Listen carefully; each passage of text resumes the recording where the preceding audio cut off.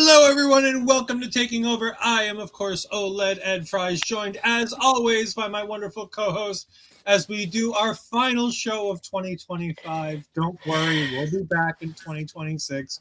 At least one of us probably will. One of us will probably kill the other.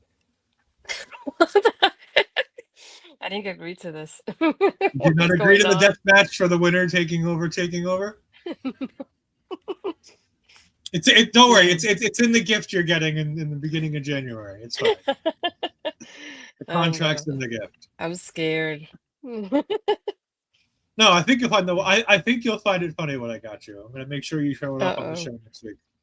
Well, I got my Wepa Time shirt that I got for Christmas, so at least one of the things. Yes, you've got a couple things coming, two of which you know, one of which you don't. Yeah, we'll see. I'm scared. You got the picture from Mr. Santana. Yeah. The night he won the title that no longer holds because TNA is TNA. Don't remind me. You have the AJ Lee shirt, fresh from the WWE, during a live event at Raw. When I went to see his last Raw. That's vastly overpriced at the arenas. Very true.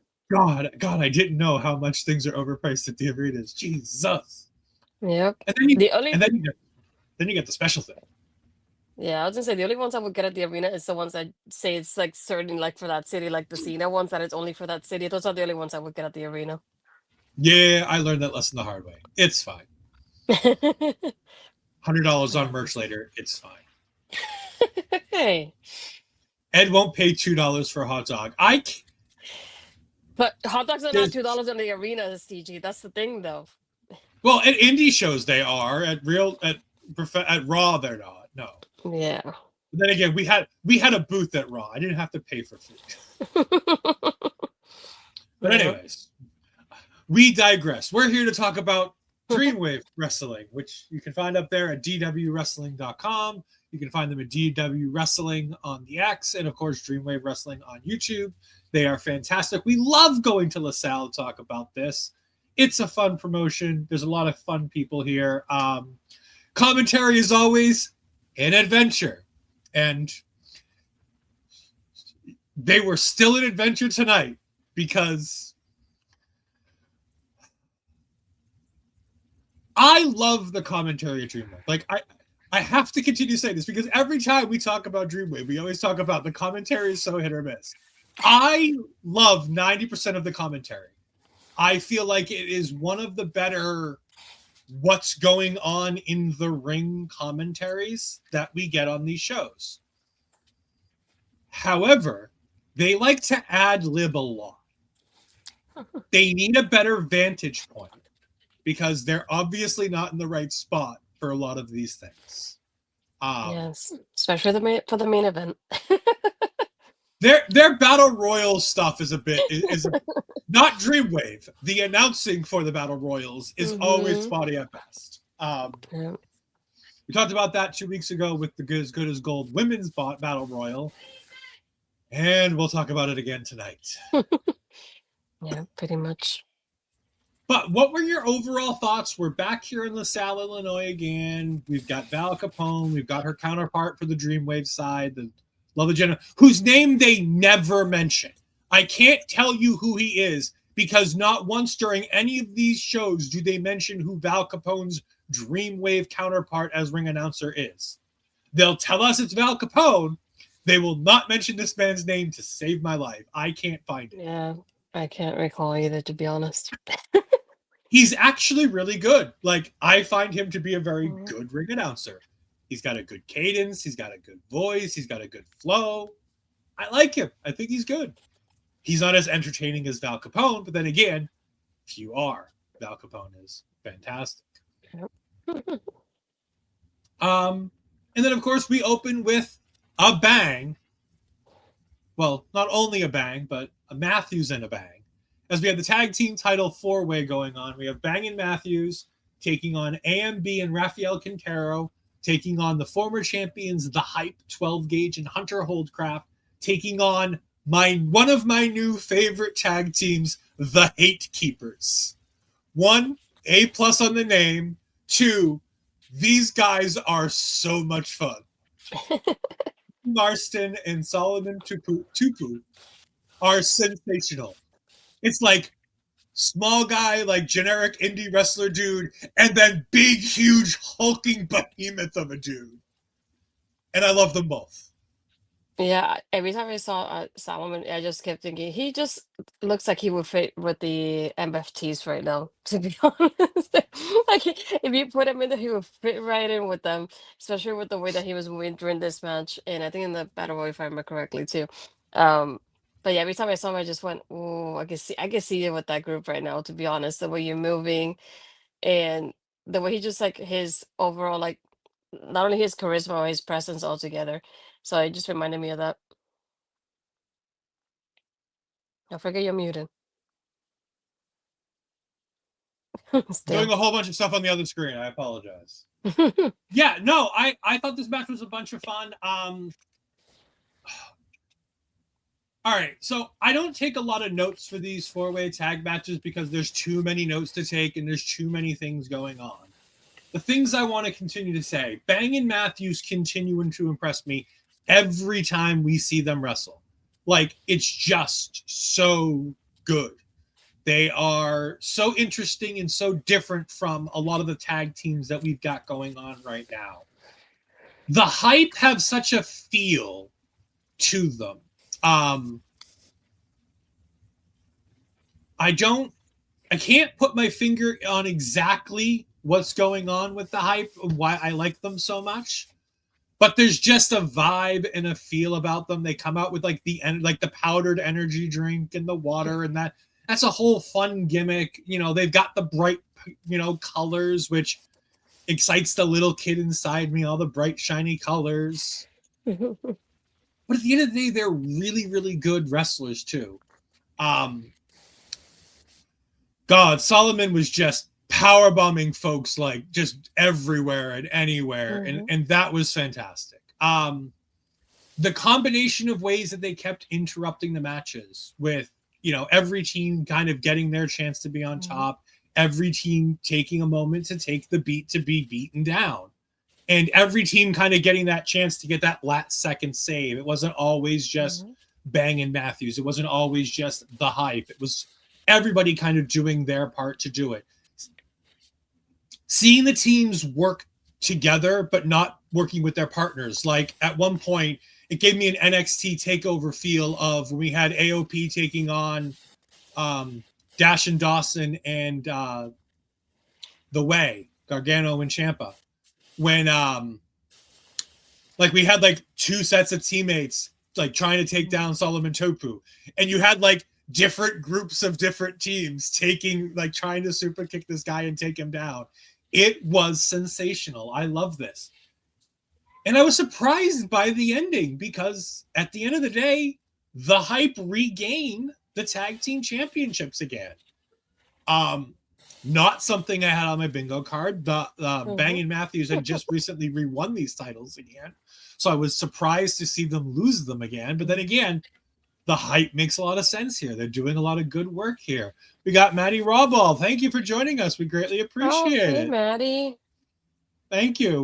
We hope you had an enjoyable holiday season as well, as we've gone through Christmas and we're going through all the other holidays as we get ready to do New Year's Eve. And we got a little bit of news about New Year's Eve with what's going on next week. So we'll talk about that a bit later.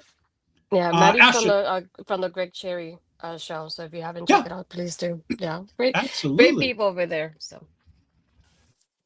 for great me, friends. I tried to take as much notes as I could, but there was so much going on. It was hard to keep up with everybody. But again, this is like, as the great Melba would say, this is a glorious chaos type of match because they had a lot going on. There you go. As she comes in, I didn't plan that just in case. But yeah, there was so much going on. It was hard to keep up with all of them. But at the same time, it was something that was so fun to watch. And I like how they all had chemistry with each other. Didn't matter who was going against who. It all worked out so well. The timing for everything. It's one of those matches like the timing is everything. And it worked out for everybody in this match.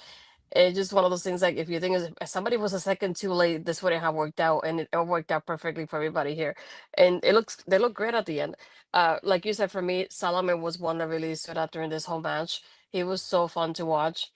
And overall, I like seeing everybody in this match, to be honest. There was nobody that I was like, I don't want to see them. I'm bored with them or anything like that. I enjoyed every part of it. It was just hard to keep up with everything, so I kept pausing to take notes if I could. But there's so many points at the beginning. If I remember correctly, I don't know if it was Davey that did it. The left leapfrog, like almost like lethal injection kind of move at the beginning of the match, and I was like, "Dang, we're starting like this." I'm like, "Let me buckle up, and this is how this is going."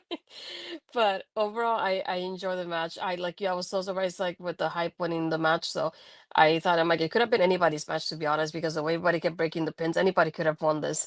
But I was still surprised that we had new champions during the match at the same time. But overall, such a fun vibe. And I was like, what a way to open the show than having like the high flyers come in, get everybody hyped up to begin with, and just get this energy going. Get them all hyped up with the hype as your new tag team champions. I'm gonna say something here that I think you'll probably reiterate on. Every match that I watched on this show felt like match of the night until we got to the main event. Like every match progressively felt like, all right, this is my match of the night. And then like the next match would come on and I'd be like, oh wait, nope, this is my match of the night. And every match seemed to outdo the one before it and everything else that went on. Mm-hmm. Yep. Speaking of that, we're going to turn to our Dreamwave alternative title match here. All three men's matches were all championship matches, by the way. 4 out of the 6 matches on the card were championship matches. All matches included a champion in some form or fashion, and the final match was the Battle Royal to give the briefcase, which gives you a shot at a championship, aka it is basically a championship. So everything basically had championship implications through it. But the Dreamwave alternative title match, Kody Laynie, the champion, taking on Christian Rose. I'm loving Kody Laynie more and more every time I get to watch him work, and I'm very excited to see him work a couple of times up here in the Northeast over the next couple of days. He's doing a bit of a New England swing for the holiday season here. So I'm very excited to go ahead and sit down over the weekend and watch a couple of these matches that he's in. Coming out to Dolly Parton is still a choice that I absolutely adore in the wrestling world. The pink gear is just top notch. Love it. Always love a guy except Bret Hart willing to come out in pink gear. Because fuck Bret Hart, that hater. That's mostly because Bobby will be. I was gonna say that goes along with what you stand for. No. I hate things based on, what's going on. He just holds grudges for 50 years and still just basically randomly be asked a question about how the weather is and say, fuck Bill Goldberg. Like, I mean, the Goldberg one, I justify. The other ones, no. Yeah. After all these years, you should forgive and forget. But anyways, Christian Rose versus Kody Laynie. I love this match. This was worked so well. These guys had, and again, it was such a difference to what we just watched. It was 2 guys beating each other down, trying to find a way for Christian Rose to win the one championship he hasn't won in Dreamwave and Uprising. I really enjoyed that. These 2 had really good chemistry. They work well together. The whole vibe of this match changed the way that the whole show felt. Kody thought he won the match and didn't. That was really fun. But at the end of the day, I think just the idea to get the roll up and then not just like roll back onto the ropes or grab like the bottom rope. He put both hands on the fucking top rope and just held it down. Like, there's cheating and then there's that. And it's just chef's kiss to make it work where the referee can't see it, because the referee is a vital part of that. Like when you're grabbing the top rope, like the referee has to be an active participant in making sure that they're in a certain position. And to be able to do that, to make it work, to not make it feel corny and stupid, and to give a reason why Christian Rose doesn't win this championship. And having it on a night where it's like, oh, I didn't win? Well, great. There's a battle royal later tonight where if I win that, I get to call my shot and get whatever I want. Like, it's just a great storytelling mechanism to get to the main event where we know we're going to see Christian Rose later on in the night now because he didn't win. And it's something I think that I wish WWE would do more of with the Royal Rumble, where I think you should have title matches early in the night where, like a world champion, where you take a title off of a world champion. And then you can be like, well, it's the Royal Rumble. And then there they show up at like number 26 or number 27, or even earlier, like number 4. Be like, well, look, I got myself in the Royal Rumble because I lost my title and I want my title back. Like, I love the idea of that. And that's what we got here. I'm not surprised that Cody Lane got the win. I think that the big push for Cody Lane right now makes sense. But I expected Christian Rose to get the win. I thought it would have been nice to continue to get the older vet to get the win, to get the championship, to complete the set. But then again, I'm one of those guys who likes to see people complete the set. Like, my 2026 wrestling wish list thing for the WWE is see Sheamus win the Intercontinental title, because I want him to fulfill that last spot on his thing. Yeah. He's won King of the Ring. He's won Money in the Bank. He's won it all. The only thing he's never won is that Intercontinental Championship. It's like, I want that. I want that for him. It's on my 2026 wrestling wish list. What do you think of this match? At first, when they started, I thought, oh no, this is gonna take a dip for me because I just went from like a high flying match to this, and I thought at first it was gonna be slow, so it's not gonna be my type of match. So I was a little bit concerned at first. Once they started, they really picked up on it, and I like the fact that it just like the action kept going from there. It didn't take the dip that I thought it was gonna take, and I felt better about it once they started too. I like how Cody's trying to use the bandana to choke Christian at one point. They're like, he's not even supposed to be doing that. So that made me laugh too. Um, that Boston crap, I almost felt like it was a Jericho at that point too, the way he was going, and they said Boston crap, and I went, I don't think so. But yeah, I like the chemistry they had here with each other too. And like you said, I just kept thinking which one of these two is gonna be in the battle royal later on that's gonna lose the match. That wasn't my mindset. Like whoever's gonna be there, it's probably gonna be there later. But I was surprised to see Cody in the battle royal as well. I feel like that took a spot up into somebody else being that he's champion already. That was the only thing. For me, like you said, it's like anybody that lost the matches, it makes sense for them to be in the battle royal and get that title shot later. So that's the only thing that didn't make sense to me out of this match. I did like the way that he pinned him. The angle is so clever because at the same time the referee has to be looking down for the pin, so he's not looking up to see the ropes him hanging from the ropes either at the same time. So I thought it was very clever the way they did it. And again, it's one of those things with timing that you had to have that certain timing for it to look fine and not to look like the referee just like it's looking or anything like that, like they missed it, because they literally cannot see it based on the angle they're in. So I feel like that made sense as well. Yeah, it was a fun little thing. There's a lot of good stuff in this. Math Champion coming in and saying that Sheamus hasn't won any spray tan competitions either. This is true. He definitely is not the champion based on the spray tan the index. But not everybody has to be DJ Powers level of terrible spray tan, or to put it in a respect that most other people will know, Braun Breaker levels of spray tan, because that man uses way too much spray tan. And then, like I said, we move from this to championship titles in this match, championship implications.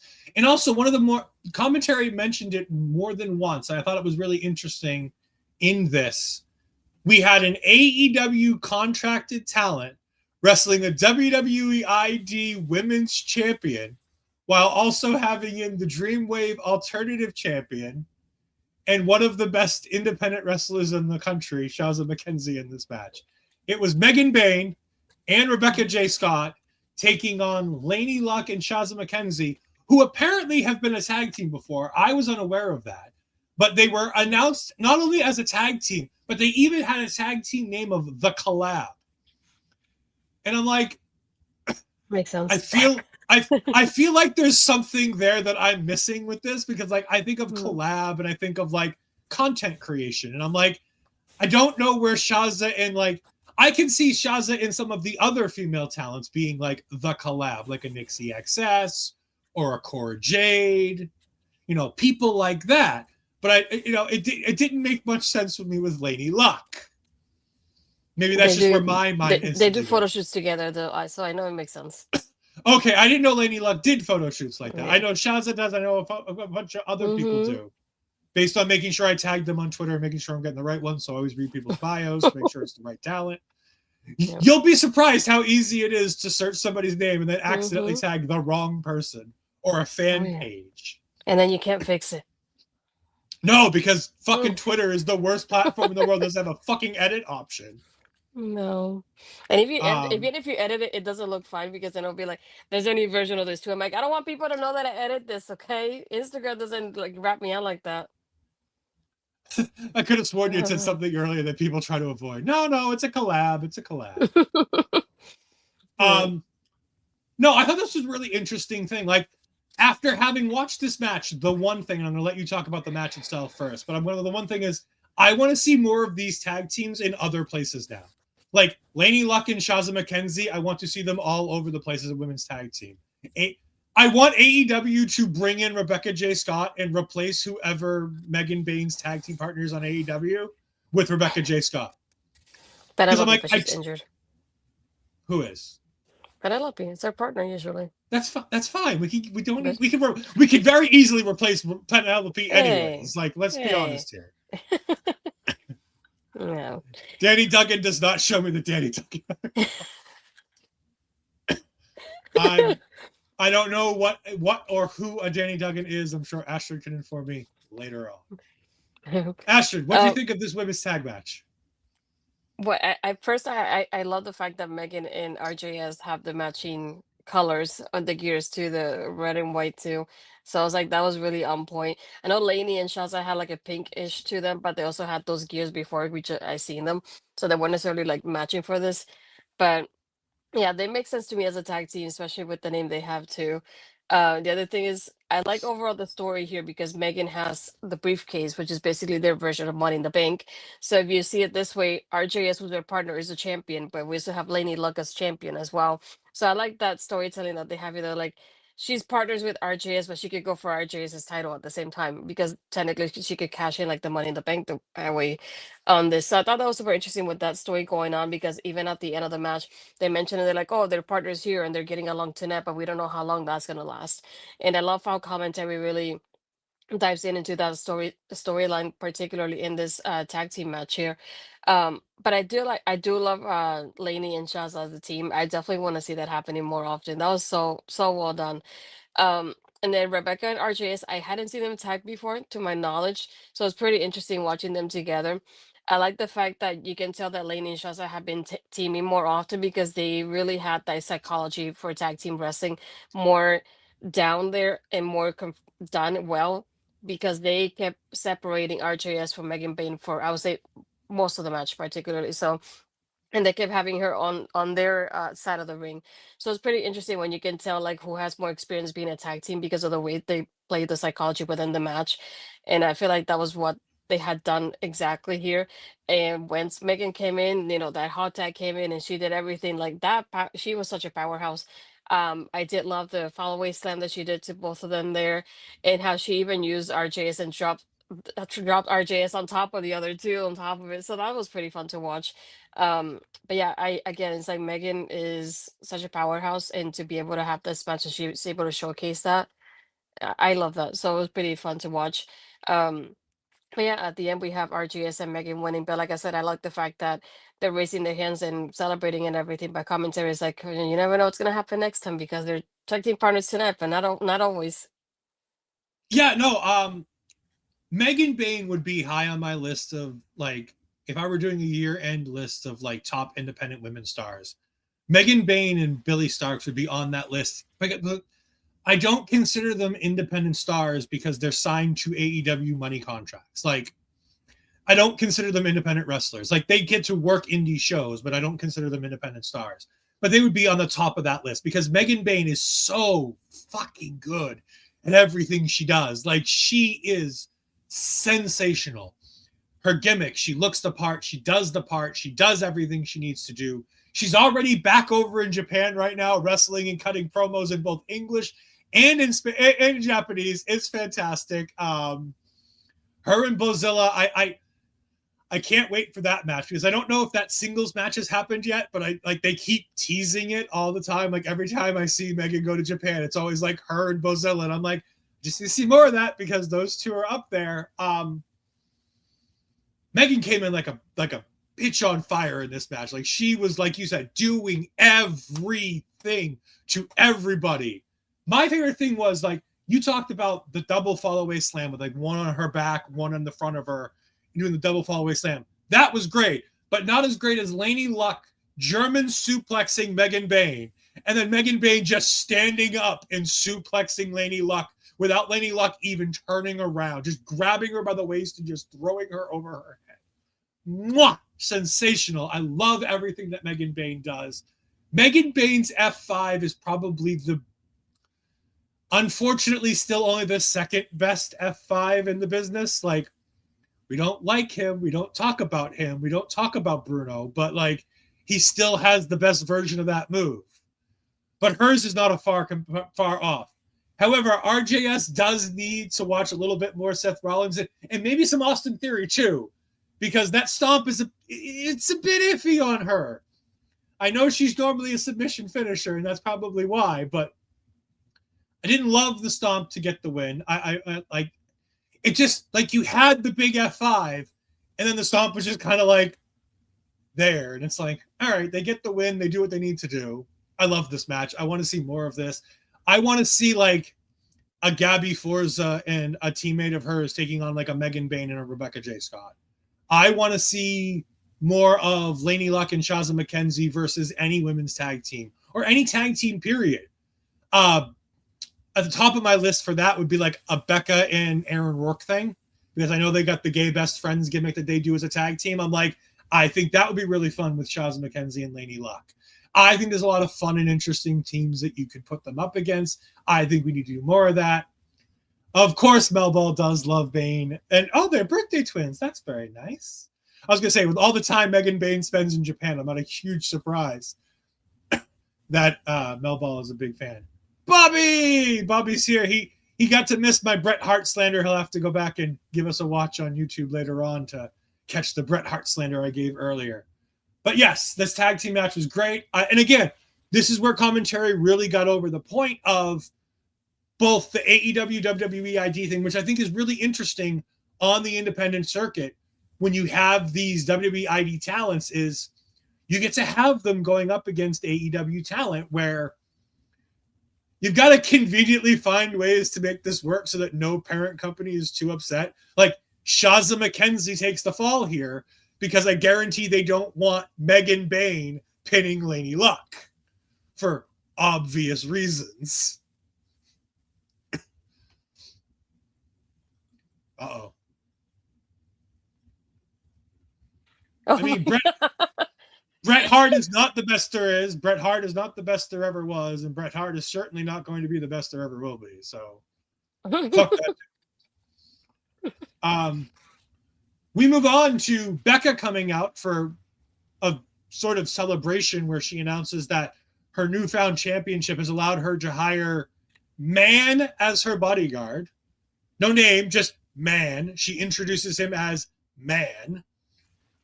And then it was Marge at first, but then she had another name for her when she introduced her, when she was telling her to write things down, when she was slandering the crowd about how poorly dressed they were and how they need to up the dress code at Dreamwave shows. Yeah. All this, by the way, chef's kiss, Becca. You're fantastic at all of this.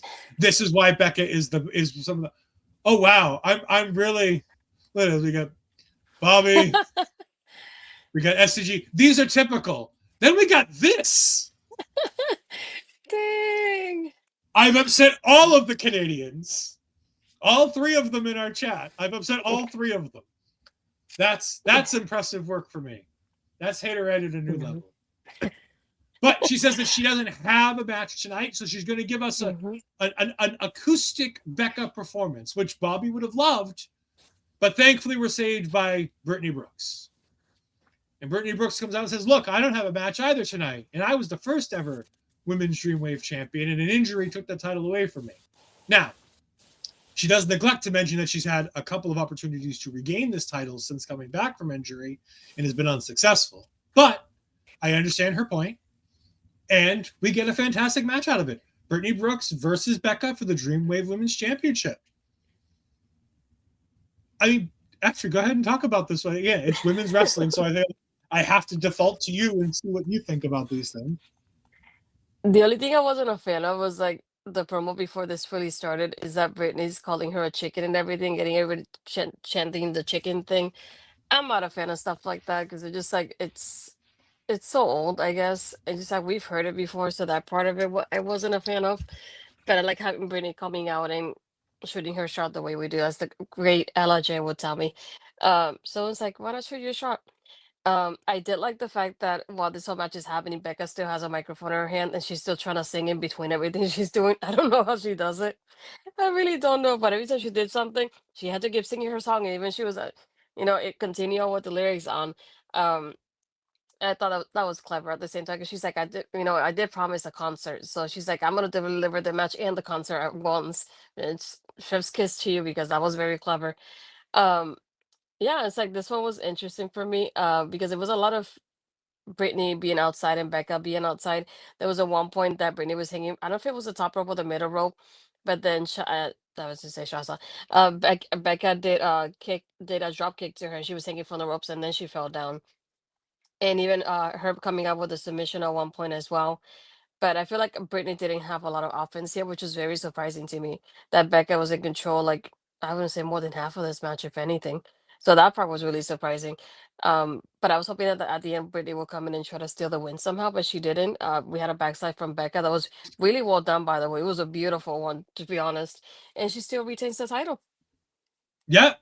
By hook or by crook, Becca continues to retain this championship. I liked the idea that Becca got almost all the offense in this. I mean, Becca wrestled once, and granted, she did wrestle Shayna Baszler the night before because this is the night after the Uprising show that we covered 2 weeks ago.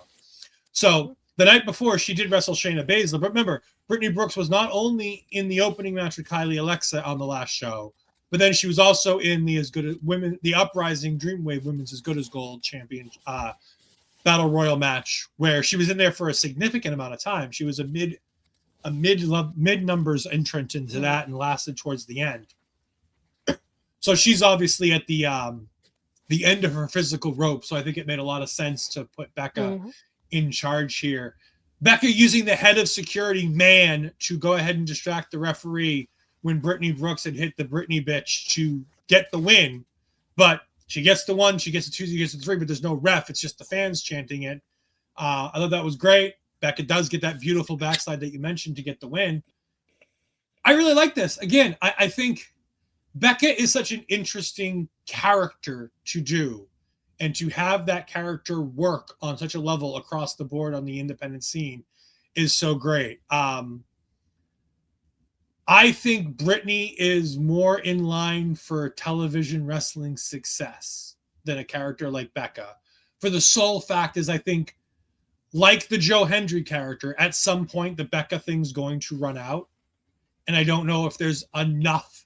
As great of a wrestler as she is, I don't know if there's enough there with her after the Becca character to continue going forth. There's going to be, like Bobby says, it has a shelf life. Like, that character has a shelf life. And I love Joe Hendry. Don't get me wrong. I believe in Joe Hendry, the whole turn thing. I think that's great. But at some point, the whole shtick runs out. And I think Joe Hendry and Becca are both in that same boat of, I wonder if they have enough of themselves other than these viral gimmicks to continue to get over. I think Joe Hendry, I've seen more of Joe Hendry outside of the Joe Hendry gimmick to think I think he can do it. I've not seen any of Becca outside of the gimmick to know that she can do it. But again, this gimmick can continue to live forever on the independent scene. So if she doesn't want to get signed to TNA, WWE, AEW, and she just wants to do shots for them here and there when they're in town, then I think that makes sense and that works. Otherwise, I worry that there might not be enough of a shelf life to go ahead and hold it. But again, this match was better than the match before it because, like I said, I saw something interesting here. I saw something fun here, and it gave me something different. And Brittnie Brooks versus Becca wasn't something I was expecting to. I'd looked at the card and somehow forgotten that this was the women's title match on this card. Like, I knew Becca defended the title, but for some reason I thought it was somebody else on the show that got the match. I didn't realize it was Brittnie Brooks. And I'm becoming a bigger and bigger Brittnie Brooks fan every time I watch her wrestle. There's something there, and she's now that next one where I'm like, why is she unsigned? How is she still out here grinding the indies? And so now that Maya World got AEW All Elite, which, by the way, congratulations. I love it. They listened to us. Even though I don't like AEW, Tony Khan watched the show last week when we reviewed Reality Wrestling, where I talked about how her and Hyan needed to be signed. And days later, Tony Khan listened and did it. So now, Tony, Gabe Sapolsky, if you're out there listening too, you might be listening, your WWE ID. Brittnie Brooks, let's get her under contract somewhere here. Whether it be WWE ID, NXT, AEW, Ring of Honor. Let's get Brittnie Brooks signed. She's the next one. Going to start moving these petitions along. So if you have people you want signed, let me know, and I'll see if I can take it under advisement if they'll be the next one once Brittnie Brooks gets signed. Any more thoughts on this match? Or are we ready to move on to essentially the main event of the show? It's not the main event of the non-battle royal persuasion. Pretty much, yeah. No, all good. All right. We have the Dreamwave men's world title match being contested under First Blood rules. Oh, that's a mouthful. We have the Dreamwave men's champion Channing Thomas on loan from the Dallas wrestling office, taking on Connor Hopkins, part of the curse, with another shitty hand gimmick bullshit. They do have a cool t-shirt, though, that I might have to pick up. Because that black and pink t-shirt that they've got, that curse t-shirt that I saw like 5 times during the Battle Royal, because every single one of them were in it. And they all wore that damn shirt. And they all wore that damn shirt to the ring. I might have to go look. I might have to talk to somebody in Illinois to go pick me up that shirt, because I really, really like that shirt. SCG, we'll get to that at the end of this match. We'll get to that question at the end of this. I want to say I love this First Blood match, because it wasn't your standard, I'm just going to beat you up and make you bleed. And it wasn't, they didn't do everything the typical First Blood match way. Like, they were utilizing the spike from the Trick or Treat show, which I thought was really cool. They utilized the metal stairs, which are special to Dreamwave, the special type of metal stairs. Like, we all know the WWE and the AEW style, like, aluminum metal stairs. Like, they have this jagged, like, regular, buy it at, like, Home Depot kind of metal stair that looks brutal to use as a weapon. The turnbuckle post, the chair. I loved the way they went about doing this without needing to have a ton of, like, unnecessary objects. Like, everything in this match made sense to the story of the match. The spike and the chair were both the same ones that they used in October. Obviously, they're not probably the exact same things, but you're utilizing those pieces as a storytelling element. Using the metal underneath the turnbuckle pad, I think, is a really smart and cool idea. It makes sense in the terms of a wrestling match, and it's not just let's find the crazy shit that we can have to make people bleed kind of thing. I thought this was fantastic. Connor Hopkins is so damn good at being a shitbag heel. So good at it. I love how dirty, rotten scoundrel heel he is. He's so talented at it. And it's so weird seeing a devil's kiss and not wanting to cheer for it. Like, he does that devil's kiss on that chair. I'm like, boo! Boo you! Boo this man! I'm Dave Chappelle in that little gif that you always see. Boo this man, boo him. Oh, I hated it. But he's so good at it. Like, it's Stephanie Vaquer levels of good. Channing Thomas, seeing Channing Thomas in another way, in another light. Like, we've just seen, like, whether babyface or heel, Channing Thomas is just standard, really good wrestler. And he never really does much more than that. Seeing a vindictive, like, angry, dastardly side of him was sensational. Loved every bit of this match from beginning to end. There was no real outside interference other than the managers, which made sense. Like, I figured it was going to be like 3-on-1. I thought it was going to be all three members of the Curse trying to help him get this title back.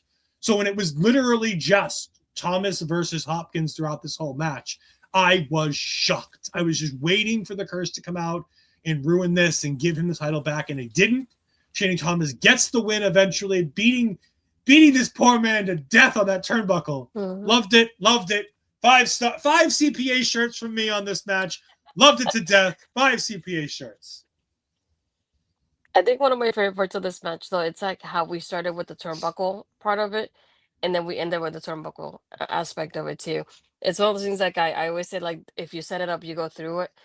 It kind of felt that way because it just like we're gonna set it up at the beginning here. We're gonna go all around, use everything around the area here, but then at the end it went back and it led to the turnbuckle area again. I love how Channing kept hitting Connor's head on the turnbuckle, and it's like kind of like stopping, checking, nothing, and then I'm gonna keep going until it happens. And I was like, that was so interesting. There was so many points that I went, he has to be bleeding at this point, right? And then they would check it and nothing. I'm like, how? I felt like he was superhuman. And he's like, every time they hit it with something, nothing. I can tell you the trick. Like, there's an actual trick to this. If you don't want to bleed and you know something's going to try to make you bleed, it's Vaseline. Vaseline helps protect the skin so that it doesn't rip and tear. And that's what it is that you do this. But it was so interesting. I've seen so many points. I'm like, it has to be now, right? And then it wouldn't happen. I'm like, maybe now? Now. And then it kept not happening. But I like especially that spot at the end with the turnbuckle. I thought that was super interesting. And even then, the bleed wasn't even that much. But it still made that impact once they saw they're like, we're done with it. I did like the one with the steel steps too, because I realized it wasn't the steel steps like the reused version of it. They were so different. I like how Sadie was the one holding it as as Channing kept hitting him with it. So I thought that was super fun. Like you said, I kept thinking like maybe at one point everybody else from the Chris would show up and do some kind of assist somehow.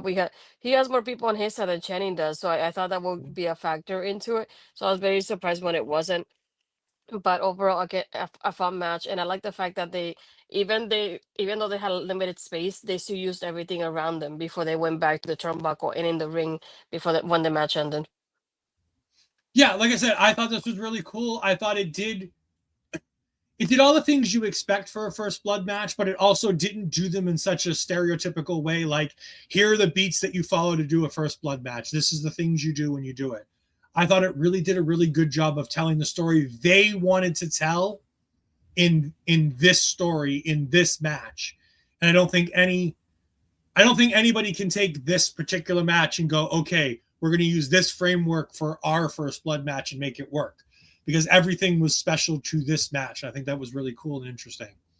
And by the way, this is my favorite match of the night. This is by far my match of the night. Like I said, every match has kind of got better and better, and then there was the Battle Royal. I have my issues with Battle Royal, so we'll talk about that in a minute. We've got some comments coming in. A lot of them are based off of this. So S2G asked, what are gimmicks in wrestling that you both don't like? I don't necessarily hate particular gimmicks. Like, I think gimmicks are all in the eye of the beholder and all in the talent doing them. Jillian Hall had a bad gimmick of being a singer, but you have people like Joe Hendry and Becca who can pull that off. There's no reason why the Joe Hendry popping out of every place, gimmick should work, but it does. I don't think there are bad gimmicks in professional wrestling in any way, shape, or form. I think you need to do a good job with a bad gimmick, and I think anybody can do that. I mean, you got to remember, I grew up watching wrestling in the early 90s, in the New Generation era, where we had a wrestling monk, we had a wrestling plumber, we had a wrestling taxman, we had a guy who made coffins for a living. Like, there's a reason why a lot of places call the 1990s in WWE the occupation era, because everybody had to be a wrestler and have a job. Yes, you had a garbage man and a hockey player. Like, you had, everybody had a you had the Hogman, Henry O. Godwin, whose name spelled hog. And you had Phineas I. Godwin, who spelled pig. Like, there aren't bad gimmicks. They're just people who can't pull off gimmicks. And I think that there's a kind of a difference. No, I think the $1 Million Man wasn't necessarily like an occupation gimmick. He's just a rich dude who screwed people out of money. Kama Mustafa was that first generation of the Brock Lesnar's and the Ronda Rouseys, that MMA style fighter. Like, when he was Kama Mustafa, he was the supreme fighting machine. It was during that period of time where the UFC was just starting to catch on, and Vince was trying to milk that product for anything he could. See, Tatanka's a hard one, because as a kid, I loved Tatanka. Like, I look back at it now and go, I don't know if it was in the best taste, but even that wasn't the first. It wasn't even the first of that, because you had Chief Jay Strongbow way before that in the 80s in WWF. Like, Tatanka wasn't like, or Native American as some people. No, like, it's not even that. Like, he wasn't even the first of that. Like, it's a gimmick that he did, but like, he wasn't the first. Doink the Clown's a gimmick that should never have worked, but did. It was great. The gimmick of Jerry King Lawler shouldn't have worked as well as it did, but it kind of did. Yeah, Tatanka got Mel into wrestling. I loved Tatanka growing up as a kid. I would do the warpath around my room when he would do when he would Hulk up and Tatanka up and do that warpath thing where nothing could hurt him. Like, gimmicks are as bad or as good as the talent doing them. Nothing. Yes, little Ed on the warpath. You should be terrified. I don't know. I honestly can't think of a gimmick that I absolutely hate because of the gimmick. Because, like I said, I think, no, you know what? No, I have one. Mm-hmm. Santina.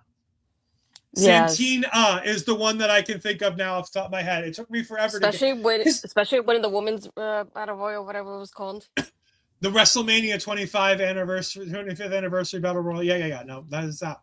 Because, like, Jillian Hall, like, we bring up the Jillian Hall gimmick, and it's like, yeah, she was a bad singer, but like, the gimmick wasn't bad. I thought she did a really good job at being a bad singer, whether that was real or fake. Like, I think the gimmick worked. It did what it needed to do. Another one. I didn't realize it until later as an adult. So, because obviously, think about it this way. I started watching wrestling 20 years ago at this point. So I was a lot younger. So I didn't think about it the same way until later. But one that I hated as an adult, Eugene. Hated every bit of it. That one and Vicky Guerrero. Because Vicky, it was so forced at the same time, not in a good way. Of like, oh, she's a heel, so we gotta boo her, sort of thing. That wasn't it for me. I was like, I want her off my screen. She's taking time away from people that could get it instead of her. What is she doing here to begin with? So I was like, no, I'm not a fan. I mean, I see what you're saying. At the same time, like, I get the Vicky Guerrero thing. It was Vince. Vince was, believe it or not, one good thing he did was he brought her on TV to continue to pay her the Eddie Guerrero salary in order to continue that family having a living. Like, I loved to hate Vicky Guerrero. I'll agree with you on the Eugene one. Like, looking back to Eugene, like, I loved Eugene at the time. I thought it was great. But like, looking back, it's like, it's not great. It's not great. Terrible taste. Yeah. I think, Bobby has a good one here. STG, based on that question, do you mean like indie level gimmicks or big company gimmicks? He knows of a poorly trained clown gimmick here that he personally finds cringy. But again, like, there's a difference between like cringy and bad. Like a bad gimmick, like a gimmick that I hate because of like what it is the Sam Adonis MAGA gimmick. He wrestles in Mexico under the gimmick that he's a Trump supporter, the full MAGA, the whole spiel of being a MAGA guy. Like, that's a gimmick he did in Mexico. It's a bad gimmick, but at the same time, like, I think if done properly, it can draw real heel heat.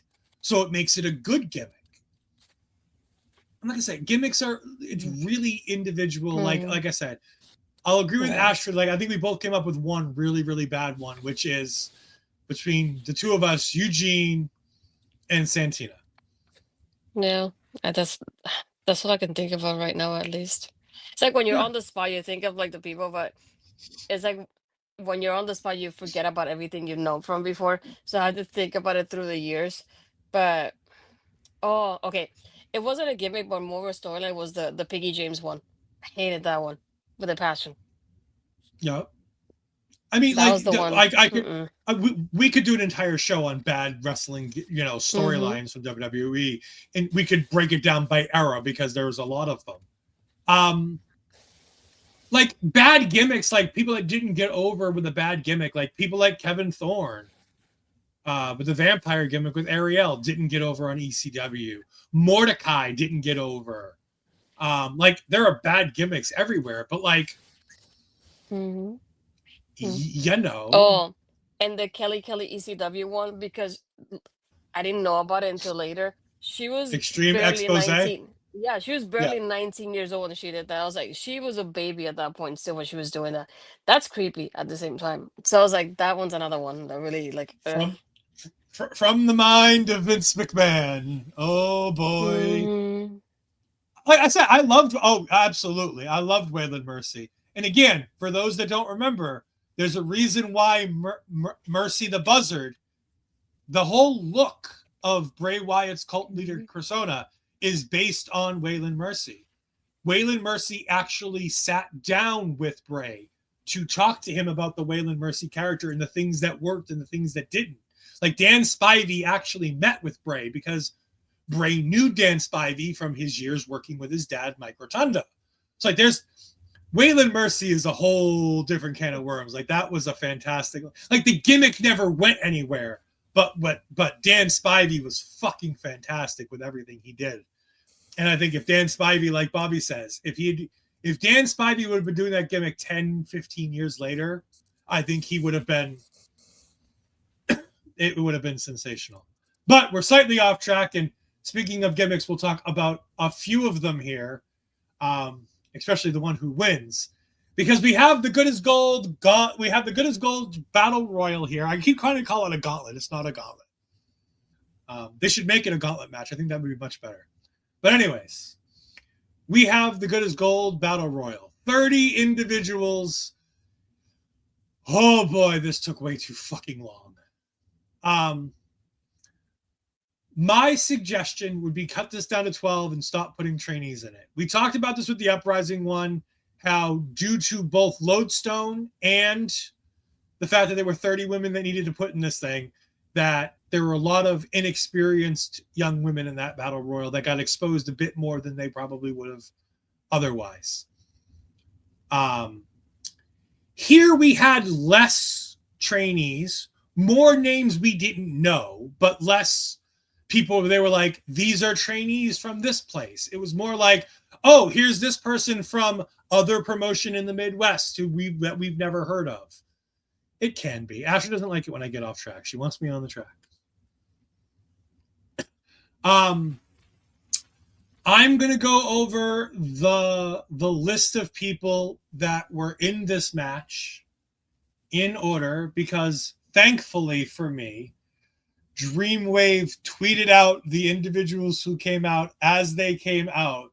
So I have an accurate list. I just need to pull it up. So give me 1 second. As I... 1 second. Yeah, it's on my notes too. Do you have the actual order on there too? If you'll see it, yeah, every time it says somebody enters, I think it's the Well, right yeah, one. no, but it's mixed in with all the other notes. Mm-hmm. All right, so in order, we had AMB, Marcus Mathers, Jay Leone, Stephen Wolf of the Curse, Jordan Kross. Shockingly, after the finale of where I said she almost broke her goddamn leg the night before, Airica Demia comes out number 6. 12 Gaige, new tag team champion 12 Gaige, enters the Rumble at number 7. Trent Wrigley, we'll get to him. Florida Man, we're going to try to forget that ever existed. Even I want to forget it. Alex Vara, Donovan Dijak, Kody Kaiser, Hunter Holdcraft, the other half of the brand new tag team champions, Hartenbower, the goatest of all goats, Bobby Orlando and Bobby Jr., Allie Katch, Ezio Orlandi, Mikey, just Mikey. We'll talk about him. I was going to say his name is just Mikey, not just Mikey, but the name Mikey alone. Yeah. Like he doesn't have an in-ring name. He doesn't have a last name. He's just Mikey. Sean Logan, Dan the Dad, Matt Hatter, Kody Lane, Kody Coco Lane comes out. The Polish punk Nick Kolowski. Those Polish names always trip me up, and I don't like it. Eroy St. Clair, Fallyn Gray, Christian Rose, Rafael Quintero, Connor Hopkins, Theseus of the ship of Theseus, and Aminah Belmont is number 30. Whew. All right. We're going to talk about some bad things first, and then talk about some fun and interesting, cool things.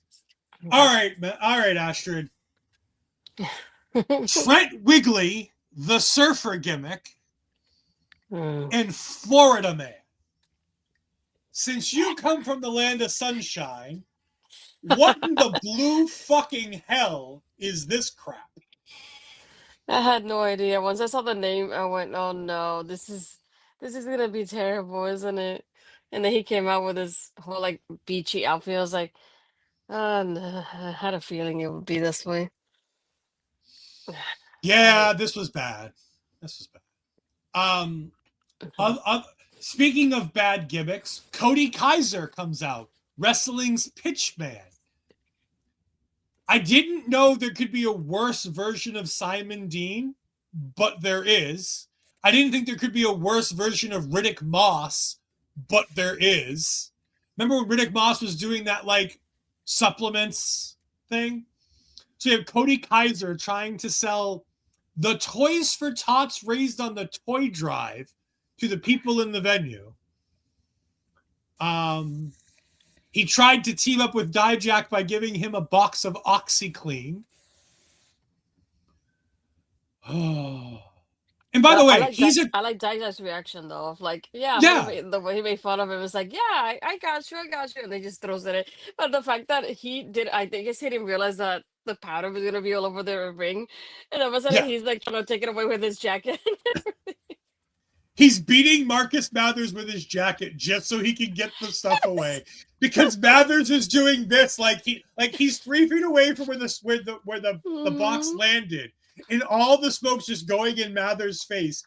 And if anybody's ever breathed in like OxyClean or like Tide, it's the worst thing in the world. So you gotta imagine Mathers' like eyes are like just like dripping with this. Oh, it's terrible for him. Airica Demia like crawls like halfway across the ring to get away under the ropes. Oh God. There was a handful of guys. Mikey. Oh my God, Mikey. I will say, at least Florida Man and Surfer Dude, Whiplash, Trent. whatever the fuck his Trent Wrigley, whatever the fuck his garbage name was. At least these guys are trained wrestlers who are doing their thing, and this seems to be a gimmick that they do elsewhere. Mikey seems like a guy who showed up to put the ring together, and they were like, well, fuck, we're one short. Mikey, get in the ring. Like, this is I show speed, but worse. Oh no. Like, the only thing he was able to do was a shoulder tackle. Like, he had 5 real professionals run into him to sell a shoulder tackle. And his name is just Mike. And like, I can't get over the fact that it's just Mikey. Like, not just Mikey, because as Bobby says, just Mikey would be a cool name. But the fact that it's just 5 letters, Mikey, for no reason. It's like he's the child of a fucking Spirit Squad member. Just all right. All right, we're done. We're done with the bad. We're done with the bad. Is there any other bad that you have that you want to talk about in this match? Let's see. I think that was the only thing. I want to point it out. It's not bad. It's just funny. In commentary, pointed out at one point, Hartenbower's in the corner with Allie Katch, and she's barely hitting him, just like. And they're like, yeah, they're pretending to hit each other in the backside, in the corner, so nobody goes after them. And you can see she's kind of going like this, but she's looking at the front and elsewhere all the time, just like, just pretending to be hitting him. And I thought it was funny though. I thought it was great. I thought that was a riot. I had it in my notes and shit. No. We're not interviewing him. We're never talking about him again. It's done. I loved that with Allie Katch and Hartenbower. I thought Hartenbower had a really cool storyline throughout this entire thing when he was in there, especially with the Dijak stuff, with the Buried Alive match that we had in October. I thought that I thought Hartenbower might be winning this thing for a majority of this match. I thought Hartenbower was the one who's going to win it. Until we had the final 5, and 3 of them were the curse with Stephen Wolf, Connor Hopkins, and Aminah Belmont. I was like, oh, well, Hartenbower is going to win. And then it was Hartenbower, Bobby Orlando, and the curse. And I'm like, well, shit, we know how this is going to go. I thought the inclusion of the women in this was fantastic. Allie Katch, Airica, Demia, and Aminah Belmont are fantastic. I thought including them. Fallyn Gray. Fallyn Gray. I can't believe I forgot Fallyn Gray. She's great too. I think she has the best wing-based gimmick than anybody else in professional wrestling right now, period. And I know that means that I'm talking negatively about Mandy Rose, but the best wing-based gimmick in all of professional wrestling is Fallyn Gray. Because I'll reiterate this by saying Megan Bayne doesn't have a wing-based gimmick. She's like Greek goddess kind of levels. Like, it's a different gimmick. So they're on different sides here. No, I thought the 4 women in this match were fantastic. I thought they were well chosen. I would have replaced Airica Demia on this one night because obviously that leg was not in good shape and she was having a tough time. She was in the corner, like resting most of the time until they basically threw her out at some point. Yeah, she didn't last very long. She was number 2 the night before, and she was the last one eliminated. She had that horrific thing with her leg. Like, I think they just should have switched her to somebody else. Like, you've got a couple of the women on the roster. How cool would it have been to bring Megan Bayne back out and have her have 2 as good as gold briefcases? Like, that would have been cool. I don't love battle royals to begin with. The Royal Rumble has a spot of like vintage nostalgia to me, but at the end of the day, a battle royal is just a really shitty wrestling match in general.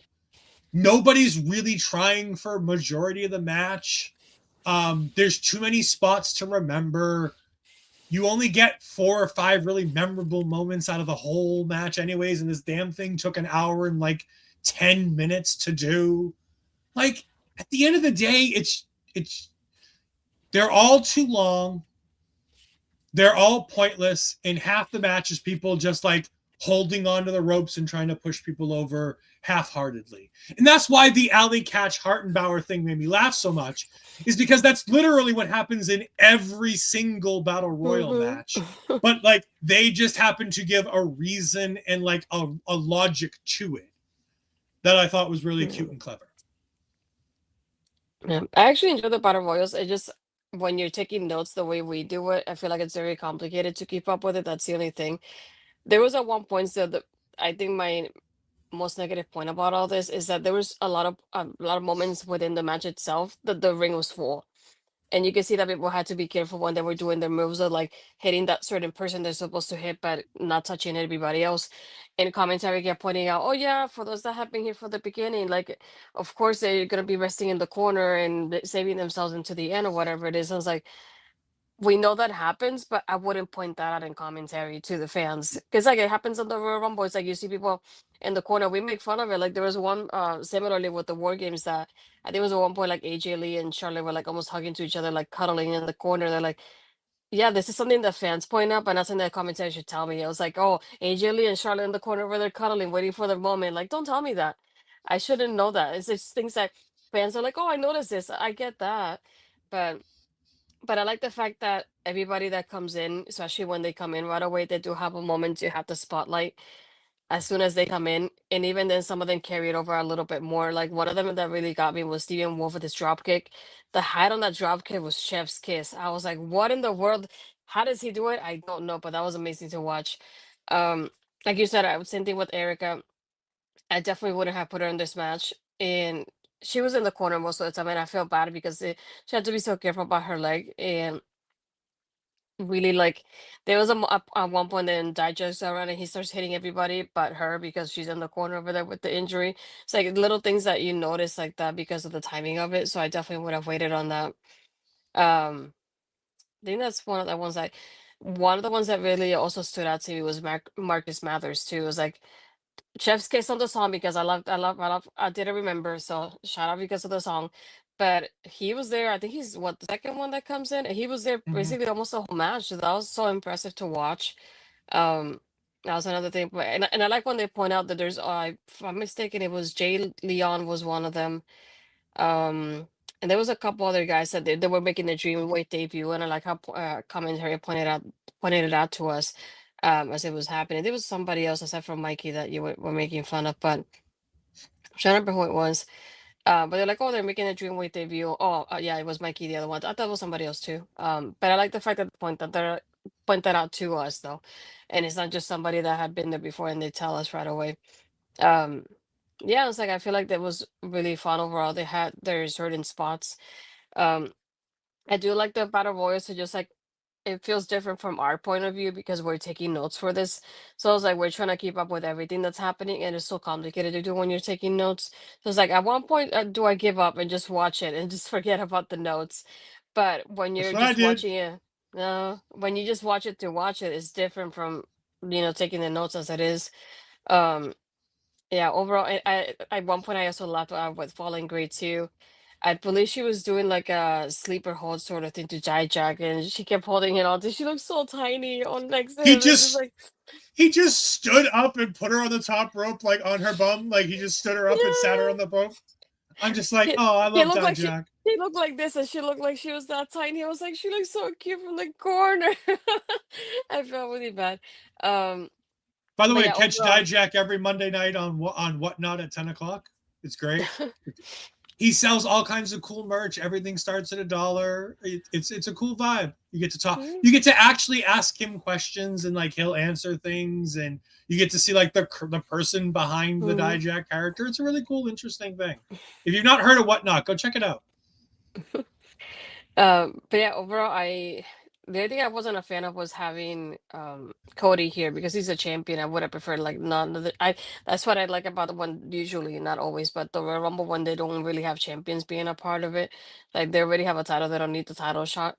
Um, I think he's the only one that I would have, if I could have, would have also switched out of here. With the curse being involved here, I really thought that I really was hoping they would do that kind of moment of like Aminah being there with Steven and Connor just like looking at each other like, who's gonna go for who first, because that would have been so interesting. But I like the fact that Bobby is the one that eliminates them together, and I think if I'm not mistaken, Channing is outside doing the kind of distraction too. So I like the fact that the way they lost, it wasn't just it was because they were distracted at the same time. There was a lot of factors to it, and I like how that came out too. The timing of that is something that I also thought was like how it has to be like really accurate for it to work out the way it did. And yeah, that's pretty much it. Yeah, I like the ending of this match. I think it's really fun. Aminah headbutting Stephen Wolf was a moment that headbutt she does is, God, it's good. It's Drew McIntyre levels of good on the headbutt. Bobby Orlando getting the win. It's just Bobby Orlando's another character where it's just like it shouldn't work, but the gimmick and the character go away as soon as the match starts. And like if he's in a serious match, you see serious Bobby Orlando. If he's in a comedy match, you see comedy Bobby Orlando. And like there were like two different versions of Bobby Orlando. And like in the beginning of this match, you have him like literally using Bobby Jr. as a weapon. Bobby Jr. gets an elimination in this. I know they credit it to Bobby Orlando, but Bobby Jr. is the one who knocks Florida Man out of the ring. So like you get that elimination there. I love that he gets the elimination with Channing Thomas helping to make sure that he evens the odds to screw with the curse. Like, I think that's a really great idea to continue the storyline. And then the beatdown starts. The curse is there. It's 4-on-1. Well, what happens? Brittnie Brooks comes out because you need a woman to help, siphon off Aminah Belmont. So you got that going. Then Hartenbower comes out to go ahead and make the save. And now you start to see the battle lines being drawn.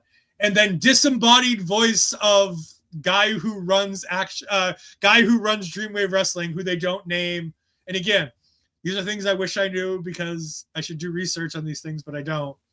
Disembodied voice off screen says, well, look, I see 4 of you. I see 4 of them. Guess what? Survival of the fittest. And I went, that's not how survival of the fittest works. That's not how survival of the fittest works at all. You know what the voice you made me just think of? Like, at least it's that voice and it's not the anonymous general manager that we got on Raw at one point, talking about gimmicks and storylines. Michael Cole. But again, that's a storyline, not a gimmick. Like these. I know. I'm thinking how it made me think of that, though. Yeah. But yeah, the disembodied voice gives us, we're going to next month, well, not next month, in February at the next show, February 7th, we're going to get 4-on-4. It'll be Channing Thomas, Bobby Orlando, Hartenbower, and Brittnie Brooks taking on Stephen Wolf, Aminah Belmont, Connor Hopkins. Connor. Who's the 4th? Is Deschain in the match? Probably. I just now thought of it. I'm like, 4-on-4. I'm like, who's the 4th? Who's yeah, because it's There's only 3 of them. Stephen, Connor. Yeah, it has to be Damien. And who? Damien Deschain has to be at the manager. Yeah. Mm-hmm. Probably. Interesting. I can't believe I just thought of that now after I've watched this show twice. Twice. Yeah, that's the only one I can think of. Yeah, Damien, unless they're going to bring somebody in to be the 4th.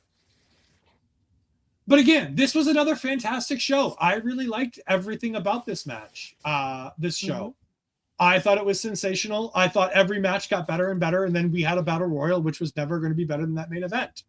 At